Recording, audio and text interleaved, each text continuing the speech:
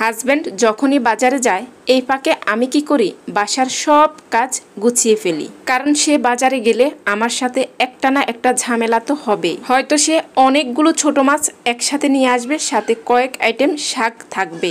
আজকে কি করলো সেটা বলছি একটু পরে। এই যে একা হাতে কোনো হেল্পিং হ্যান্ড ছাড়া বাজারের দিন আমি সংসারের সব কাজ নির্দিষ্ট সময়ের মধ্যে কিভাবে গুছিয়ে করি এবং বাজার গুছিয়ে সময় মতো রান্নাবান্নাও কিন্তু করে নিয়েছি।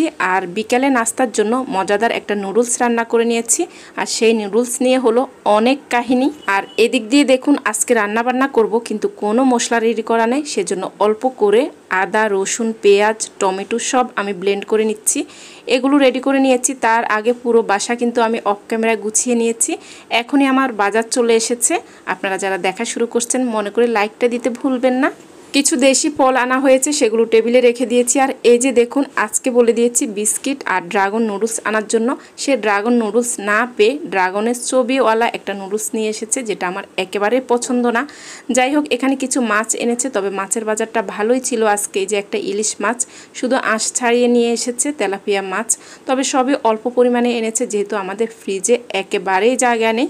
এই যে ঈদের পরে এই প্রথম কিন্তু কিছু মাছের বাজার করা হয়েছে। এই যে আমার অবস্থা, মাছের বাজার গোছাবো তার আগে অ্যাপ্রনটা পরে নিব, সেটা ভুলেই গিয়েছি। এখন মাছ ধোয়ার কাজ অর্ধেক রেখে অ্যাপ্রনটা পরে নিয়েছি, না হলে জামার মধ্যে পানি পড়ে যায়। আর এই তো একে একে সবগুলো মাছ ধুয়ে আমি ফ্রিজে রেখে দিচ্ছি। যেগুলো কাটা লাগবে সেগুলো কেটে নিচ্ছি। এখানে নদীর লইট্টা মাছ ছিল, সেটা পরিষ্কার করে কেটে নিচ্ছি। কিছুটা আজকে রান্না করব, কারণ এই লইট্টা মাছটা যতটা সম্ভব তাজা তাজা খেয়ে নিলেই ভালো।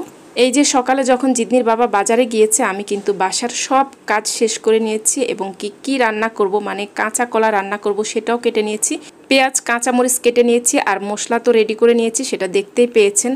পুরো বাসার সব কাজ শেষ করে নিয়েছি, এজন্য বাজার আনাতে এখন আমার কোনো ঝামেলা নাই। আর জিদনির বাবা কি করে বাজারে গেলে সব সময় অনেকগুলো শাক নিয়ে আসে, যদিও আজকে অনেকবার বলে দিয়েছি সেজন্য আনেনি। আর আজকে বাজারের পরিমাণ একটু বেশিই ছিল। পেঁয়াজ, আলু, রসুন এগুলো আনা হয়েছে, এগুলো আমি অফ ক্যামেরায় গুছিয়ে রেখে দিয়েছি, সেজন্য আর শাক সবজি বেশি আনতে পারিনি, সময়ও কম ছিল। যাই হোক, এখানে সব মাছ কেটে কুটে আমি ধুয়ে ফ্রিজে রেখে দিয়েছি। এখানে লইট্টা মাছটা বসিয়ে দিচ্ছি। আর এই লইট্টা মাছটা অনেক বেশি নরম থাকে, সেজন্য মশলা ভালো করে কষিয়ে নিয়েছি। এখন পরিমাণ মতো পানি দিয়েছি, আর মশলার বক্সগুলো গুছিয়ে রেখে দিয়েছি। এই যে লইট্টা মাছটা দিচ্ছি, একেবারে নাড়াছাড়া করব না, শুধু কড়াই দৌড়ে একটু নেড়ে দিয়ে রান্না করে নিয়েছি। এখন কিছু ধনিয়া পাতা দিয়ে একটা বাটিতে তুলে নিচ্ছি, একটু ঝোল ঝোল রেখেছি। আর এই যে দেখুন কলা রান্নাটা হয়ে গিয়েছে, ইলিশ মাছের মাথা দিয়ে রান্না করে নিয়েছি। এই তো বাজারের দিন একা হাতে সব কিছু গুছিয়ে সময়ের মধ্যে রান্নাবান্না করে আমরা কিন্তু খেয়ে নিয়েছি। আজকে আর খাওয়া দাওয়া শেয়ার করলাম না। বিকেলবেলা নুডলস রান্না করে নিচ্ছি। ওই যে বললাম ড্রাগন নুডলস আনার জন্য, এই নুডলসটা করে রাতের বেলা রেখে দিলে হয় কি সন্ধ্যার নাস্তা হয়ে যায়, পরের দিন আমার মেয়ে যখন স্কুলে যায় তার টিফিন দেওয়া যায়। সেজন্য আমি ড্রাগন নুডলস নিয়ে আসতে বললাম, আর সে অন্য একটা নুডলস নিয়ে এসেছে। এই নুডলসের সাথে কোনো মশলা ছিল না, সেজন্য আমি একটা মশলা বানিয়ে নিচ্ছি। এখানে হাফ চিমটি পরিমাণ টেস্টিং সল্ট দিয়েছি, পরিমাণ মতো লবণ, আর 1 চা চামচ পরিমাণ চিনি, 1 চিমটি পরিমাণ চিলি ফ্লেক্স, আর 1 চা চামচ করে অয়েস্টার সস, সয়া সস আর টমেটো সস দিয়ে দিচ্ছি।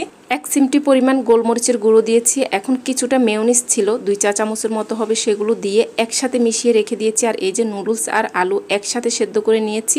এখানে কিছুটা ফ্রোজেন ক্যাপসিকাম আর গাজর আছে, সেটা দিয়ে আজকে নুডলসটা রান্না করব। সাথে চিকেন দিব, চিকেনটা আদা রসুন মেখে রেখে দিয়েছি, এখন ভেজে নিচ্ছি। চিকেনটা ভাজা হয়ে গিয়েছে, পাশে 2টো ডিম এভাবে ঝুরো করে ভেজে নিচ্ছি।